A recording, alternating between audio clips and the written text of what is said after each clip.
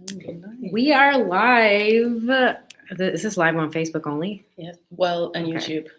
Okay, and I'm gonna hit live on Instagram. Hello, everybody. Welcome. Thank you for tuning in. Thank you for your patience as we try to sort through some tech difficulties. Yes.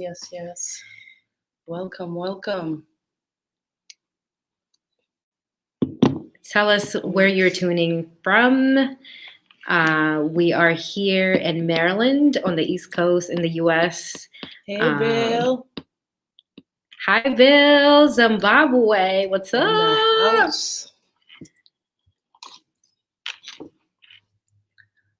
All right. How are we looking?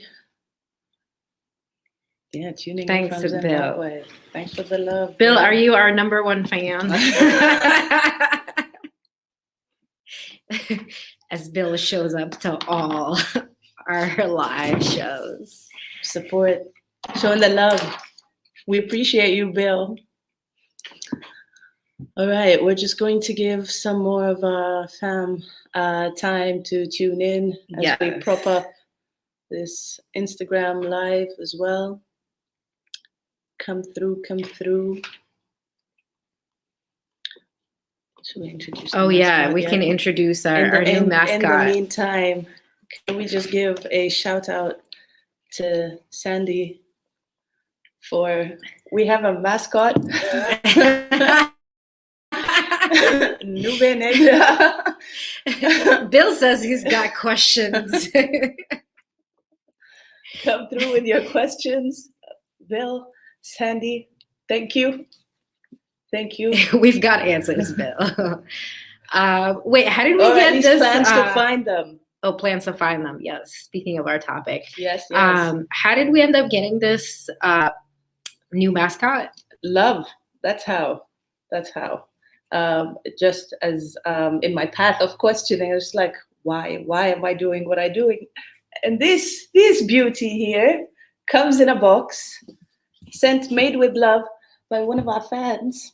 That's really nice. Who is also a family member from Africa Week 2020, which today is the last day actually of that reunion. So shout out to any Africa Week 2020 fam joining us.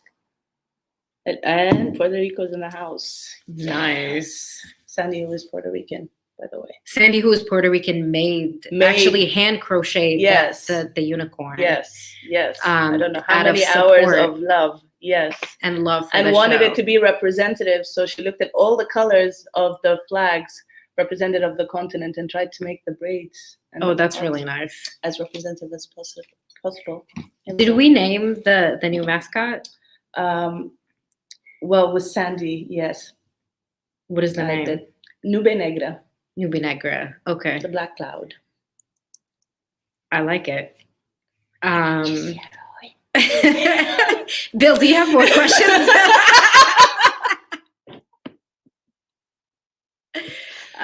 Bill said he had questions. All right. Who else tuned in? We have Ralph from Puerto Rico and Brother Furkan Ali. Hello. Timbuktu. Oh, wow. That's amazing. From Timbuktu bookstore. Relax. Oh, okay. I was like, for real? This is pretty international. Well, we are. I mean, come on. We have Zimbabwe first. That's true. Tuned in. Yes. All right. Shall we get to our plan? Yes. Okay. So we took on a break. So we've been offline for like over a month now. And I think it was much needed. And coming back to the show, so now we're kicking off season 2. We've been doing the show for about 5 months now, which is pretty cool.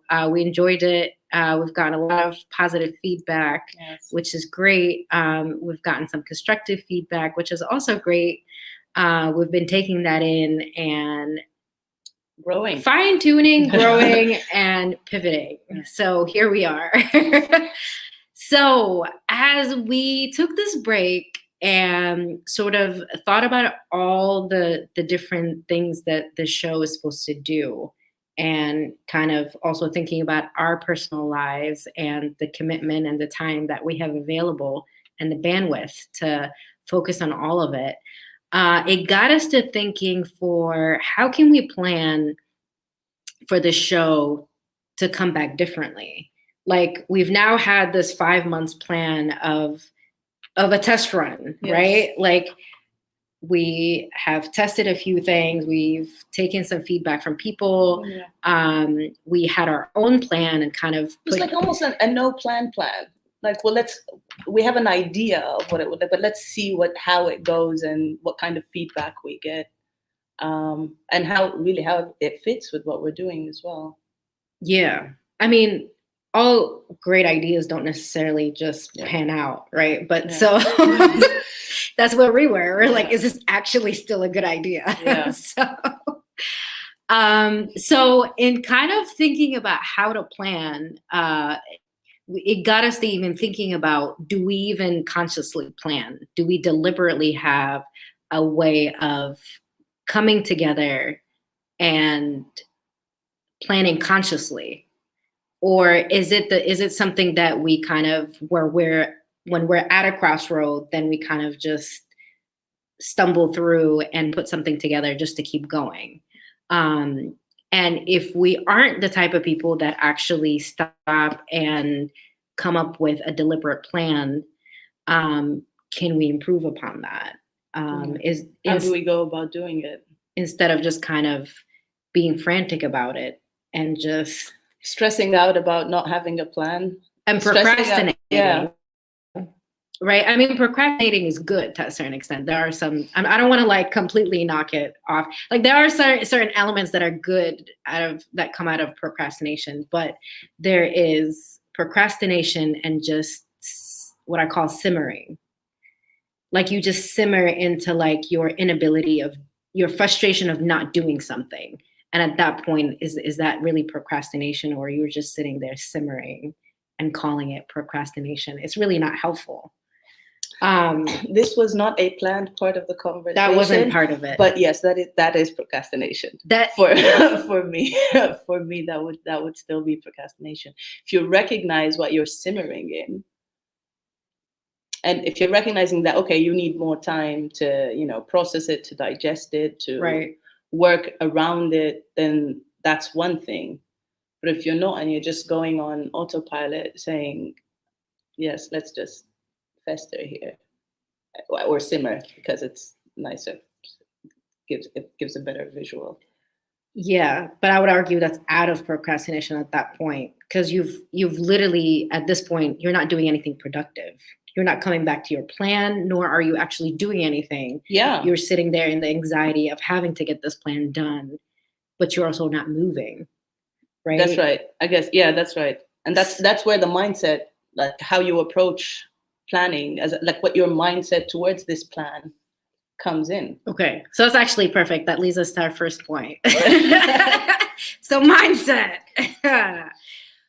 I guess also while we're having this conversation, if there's something that is resonating with people that they want to chime in about, whether it's like something that has helped them when it comes to planning, or even a framework that has helped them to plan better, or pivot, or be flexible, or whatever it is that you would like to share, add your voice to the conversation. Okay, so that plug is done. What about mindset? Why is mindset so important? Because why do I have to have a plan? Okay. Like, okay, fine. It's something I want to do. Do I need this plan to help me do this thing that I'm trying to do? Or is it just what everyone's expecting me to have to be able to do what it is I want to do? Like, what is the purpose of this plan? Right. If my mindset towards this plan is this is just what everyone does to get something done, then that's a very weak reason. But it also is like, I think we spent time talking about what is your relationship with planning too, because are we kind of coming up to a crossroad and being frantic about all of a sudden planning, or is it do we embrace planning as part of like our ebb and flow? You know, it's whether it's like a hard week at work or whether it's a hard, where it's exam time, whatever it is, do we actually sit down and consciously plan? And in our mindset, are we framing it in a way of I'm trying to organize myself, or is it just something that is just kind of, oh, I'll just wing it? Yeah, that's the thing. If like, and that's where your mindset or your relationship with planning comes central to this conversation. Is okay. Are you having this plan to say, okay, I can do this, I will do this, I am doing this, or oh, okay, let me see how it's going, and then I can maybe look at next steps. That sounds really easy. What about the plans that we don't like? What about having to sit down to plan something I don't actually like to do? Why are you doing it then? Like studying, for example. I mean, I don't think anybody, like, some people do, some nerds do. Well, then that takes you to which is part of understanding this mindset, is also understanding why. Why are you doing what it is you are doing? Why is it you want to do what you want to do? That you need to plan for it. Right. Why do you want to do it in the first place? Right. Right. If I want to save endangered Nubian heritage, which is something that you're actually doing. Which is something that and something that it wasn't completely random. Well, you know, that's the thing. I want to do a lot of things because everything is connected. And okay, for me, part of the planning is understanding, okay, everything is connected and one thing will pour into the other, but where is my capacity to give, my capacity to grow, my capacity to learn? Because as this all needs to happen all at the same time. Right. But where my capacity isn't necessarily, you know, available for all of it. And so I need to be honest with myself. This has to be an honest conversation with myself before anything and anyone else, to say, okay, this is why I'm doing this. This is why I need, like, here are the order of things, so that it's not overwhelming, so that, yeah, fine, I'm not doing everything, but I'm doing what I can do right now. Yeah. I like what you said about making it all connect. I think that's really valuable, because a lot of the times we go through different aspects of life, whether it's going to like waking up in the morning, going to work, or going to school, maybe playing sports or doing something after school, and then coming back home, and all of it isn't necessarily connected, or we don't view it as connected. But if your mindset is one that all of these things are an extension of one, that the studying is helping me progress to get to a certain point in my life so that I can have a better job, or so I can have X, Y, and Z. So all of it it gives it more of a meaningful purpose, I guess. And if anything, it makes it easier to kind of have it all connect. Well, yeah. In terms of how you're looking at it, your framework, your mindset. Definitely. Right. Hence the honest conversation with yourself, and why you specifically are doing this. Yeah. Not why it needs to be done, not why it's the right thing to do. Not even that you're the only one who can do it. Why are you doing it? Because if on some level it's not driven by want, it will unravel. It will fall. It will stop. You're right. That's it. For kind of saying the mind controls all action. So fitting in terms of how we're talking about mindset. Myron has also said something, I actually can't, this is too small for me. Okay. So Myron, hi Myron. Myron says, plans should be somewhat firm in the objective and flexible as to the means of achieving it. Maintain your moral and ethical lines if the objective must change, then develop a new means of achieving it. So much easier to state than execute, but at a crossroads. I have found this basic approach helpful. Yes, I think so have we. Yes. Very much so. Yeah. And along with that objective, the second thing that we found also helpful was crystallizing the why, in terms of figuring out, digging deeper, and that does require reflection as to like, why is it that you're doing, or you're trying to plan for whatever it is that you're trying to plan, as in, and making it, I guess, relatable to self. Because a lot of the times you're doing things for others, and especially as we're going through schooling, the way that we have been used to planning, everything is already preset or preordained for us, right? Like we go to each like school level advancing because we just do. I mean, the next thing is already like figured out for you. You go to school, you go to college, you graduate, you get good grades, you get the good job, good career. The standard. You know, then you get married, then you have kids. I mean, it's like pretty much like the hallmark of how, quote unquote, you're supposed to go through life.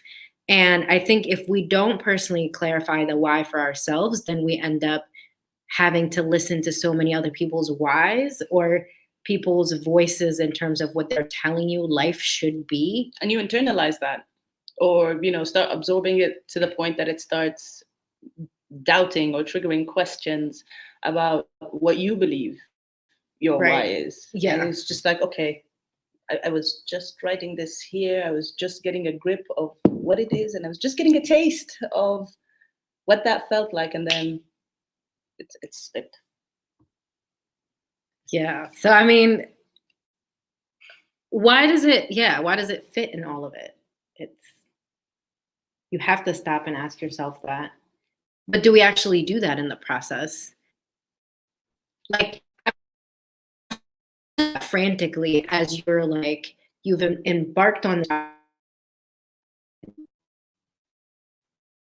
you wanted to do it, you have the why clarified, things outside of your control, and now you're so we pause at that point and see and ask ourselves, how to go? Or is my why still, am I still connected to the why? Does it still make sense to me? I feel like the list of conversations, the list of questions that come with that conversation are triggering. What? Say more about it. At the very least, are triggering to say, okay, why am I here? Forget anything and anyone else happened. Like, why am I here? What am I trying to do here? Why did I start this? Okay. And I'll take Africa Week 2020. Actually, tell us about Africa Week as an example. What is Africa Week 2020? It's a dream come true for a bit. It's something you created. Potential. It's a space for a family reunion for all people of African ancestry. Okay. From around the world. And which is why I was saying earlier, you know, it goes back to the why. In my case, you know, I want to preserve Nubian heritage. And in beginning that journey, I realized that everything is connected. I get a closer understanding of how everything is connected. And then I thought, okay, African heritage. And what started Africa Week 2020 was in 2020, last year. I found myself stuck in the US and I couldn't be in my village where I wanted to be, and to start planning this first celebration in the village, this first festival of Nubian heritage. And so it's like, okay, maybe I can plan it virtually. And if I'm going to plan it virtually, so it's going against everything that I had initially planned in the beginning of the year. Okay, and I'm working with what I have now. I'm virtual, I have a computer, and I have some people that I know. And I was like, hang on, what if I can do this for Nubia? Why can't I do it for our whole family, our larger family? Okay. And it started spiraling. as plans do. So much so that it was no longer about celebrating just Nubian heritage. It was no longer just about honoring Africa Liberation Day. It was no longer more just about highlighting the good that's coming from within our community. It was about us coming together. It was about us finding ourselves in each other's truths, in each other's narratives, in each other's memories. Even if we've never physically met, I've never met Sandy or Joey, Zaza. But I am holding something that they both touched, something that she took time to create, and that wouldn't have happened without having gone through Africa Week 2020 and calling on the family the way that has. So as things progress and as things develop this year, when it was time to plan this reunion, and obviously I wanted the same level, but it's just things simply are not, it's not feasible for it to be planned the way it was not so planned the first time around. And I'll spare everyone the details, and well, actually I'll have some videos earlier on in Africa Week 2020 from last year that can show you and share some of the mess and the behind the scenes of that. But looking at it this year, all it was calling on the family. And when my frustration reached a point, I was like, I'm just calling on everyone, telling them to come and share what they do. Because I think everything they are doing is so fantastic that I think our entire family everywhere around the world needs to see this, because it's inspiration. And I'm not hearing back. It's like I'm chasing people to come. Just, why am I stressing? Why? And so I called Joey. And God, so much love for this brother. And he's just like, what are you losing your hair over? Just, you have the space is there. If people want to take it, then they'll take it. If not, then not. And reminded me of the why. It's like, why are you doing it? Right. And here it is. And that pretty much like touches on our last point, is how to respond and pivot. Yeah. Right. Because it's as what I'm hearing is like, there's just so many things, even as we plan, the plans can't be so rigid to the point where you can't really go with the flow of like what's coming at you, whether it's working with people, whether it's changing things because of technology, whether it's, sometimes just a website won't work. Yes. Sometimes a stream won't go live. But it's literally, and even in kind of how we preserve our own integrity in going through this plan, you can choose to be so just stuck in your ways and not waver from your original plan. You can do it that way, or you can be flexible in embracing whatever comes at you. You can be stubborn about it and just, cover your ears and eyes. And like, it's not happening. It's the way I want to do it. But even that story with Africa Week Africa Week 2020. I think about the impact and the reach that it has pretty much garnered. Like it's you have now met people from all over that I don't think, even if you had done it in a way of like people are meeting in a physical space on a conference, kind of pre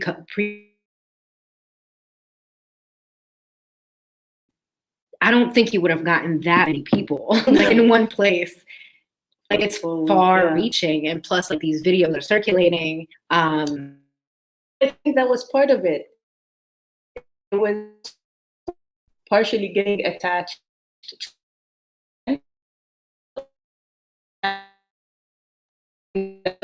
relationships with the attachment, with everything. How do you once you see the potential, even when you're connecting with another person, it's like, okay, let's see how this goes. And it's going well. But then, you're feeling the potential. And once there's that attachment to that potential, plus you start building with that potential. And it's no longer just, again, about It's like when you're writing something and you don't want to backspace and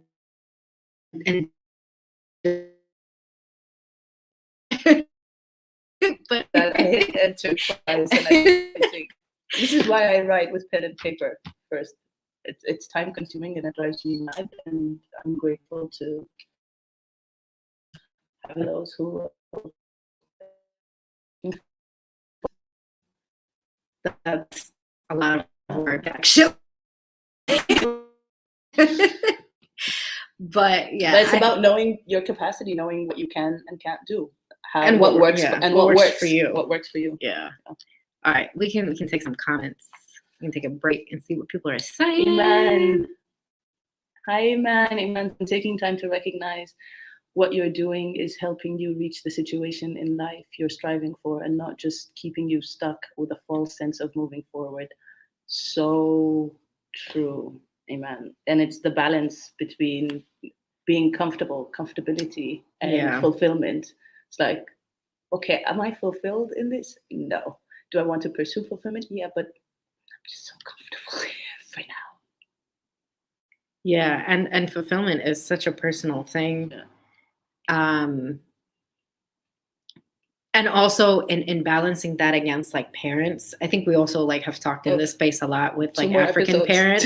2 more episodes. You know, what your parents have planned for you, you know, the career, the relationships, the like so many, it's crazy to what extent some of our parents really get into like planning a whole lot of things, including sometimes our life partners, which to me is it's a whole lot, to say the least. But in kind of also trying to break away and maintaining your own integrity and finding out what fulfills you. And I think and the crazy thing, it's like it comes at a different transition in life and maturity. Mm-hmm. Like that changes at each stage. Like I think as a student, that may mean something different than now as like a young working professional, where you quote unquote do have a lot more of an autonomy over certain things, certain aspects of your life.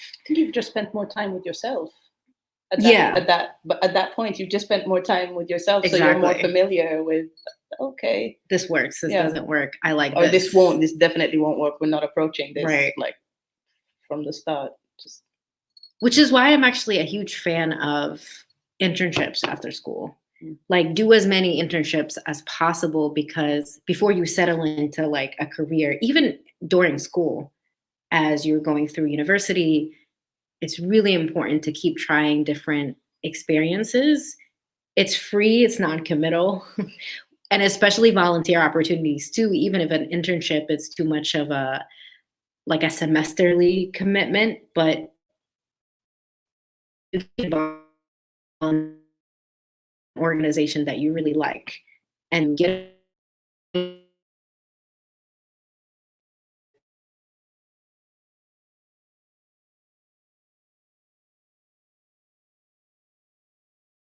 I'm not sure what's happening. Tech gremlins are acting up. Even though, we're doing well on time actually. Yeah. I suppose they're reminding us to wrap up. Yes. Okay. Do we have any more comments? We do have one more from Furqan. Until we as Black African melanated people get our minds right, we will never be right. The ultimate goal for us is to make our word bond and get the righteous chance the solution to our success and unity.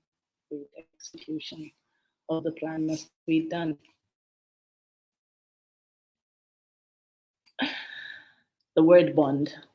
The word, and how we respect that. I guess that's a double-edged sword, and that's a whole topic that can be tackled. Well, when it comes to responding, I think it's at that stage when you're responding and when something didn't work in your plan. Yeah. Do you toss, like, back to that question, do you toss everything? Do you just throw the baby out with the baby whatever the saying is, you throw the baby out with the baby with the bathwater? I refuse to learn it, but it's such a horrible saying. I know. It's horrible. I had a professor who was a fan of saying that analogy literally every single class. And so it kind of just got ingrained in me. I used to hate it every time, but I find myself actually using it sometimes. But it's really back to like, okay, do you throw everything because your idea and your plan didn't work, or you're realizing once you're putting certain things into practice and action, back to like Africa Week 2020, for example, that certain things aren't just gonna go, because you think about all these great ideas, but just because you thought of a great idea doesn't mean that it's great in practice. Yeah. Right. And so, or that it will go as planned, especially if, you know, it involves others. And this is ultimately what this case was.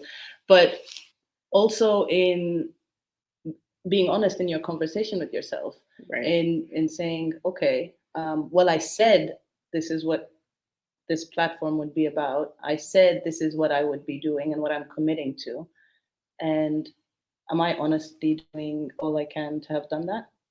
If the answer is yes, then I'm at peace. Then yes. Right. And the truth is, in holding myself accountable, no one else can help me with that. This has to be something I am able to do and be honest with and face and say, you know what? I have literally done everything I can to make this happen, to make this work, to incorporate this into, you know, something that is meaningful for everyone. How it works and what it works, I can't hold myself, like resent myself for it not working out. You know, this mean where is the line? Where is our word becoming a chain and or a noose that is suffocating us, and where is it just holding us accountable? Where is it a guide? Yeah. Well, it's back to like the flexibility thing is how I am looking at that. Is all these things that we mentioned, it's a circular process. Because you always at a certain point, whatever setback that you're gonna encounter, I gotta go back to checking the mindset. Aiming or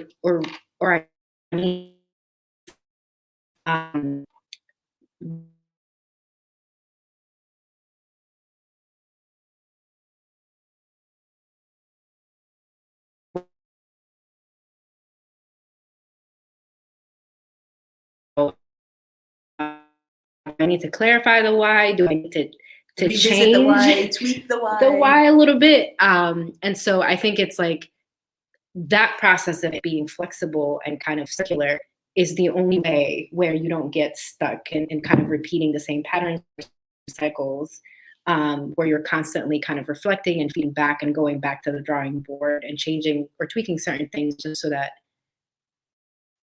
it works. So you're not tossing everything, but you're just kind of. So the baby's safe. The baby's safe. The water is what, I don't know which one you toss out, but it's a process of blending and a lot of blending. So that you keep throw away what doesn't work. At time, pretty much. Are we happy with what we talked about so far? You think? I think so.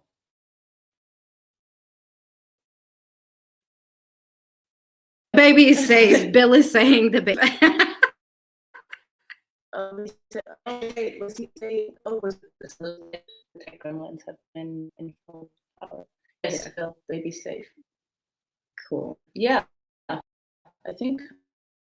Yeah, we're good. I'm good.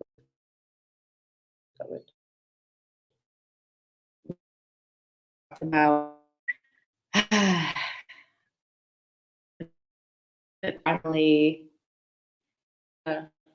navigating in navigating how we plan in for being certain true things. to balancing this, and this comes up in so many conversations, even like whether it's this or personal lives or even with work. How do you balance your capacity and your ambition? That's another topic. On this. That's another we will topic. let you chew on that for a bit. Till next time. Yes. When's our next? Let's see. In front of me. So we are on May. This is May 30th. We're excited because tomorrow is a holiday in the U.S., but we're going to be back on June 13th as we are bi-weekly live. So we're also going to take the following week to plan, yes. as we typically do. And we definitely have a lot more content coming up for season 2, which we're pretty excited about. We're going to be trying different technical things, so bear with us. Yes, Instagram will not always be like. So bear with us. We had to. And thank you, people, for tuning in and sending screenshots. Yes, we had to pivot on our Instagram streaming, but we made it. Yes. All right. So thank you, everyone, for joining. We will be back on June 13th. And see you then. Yes. Bye.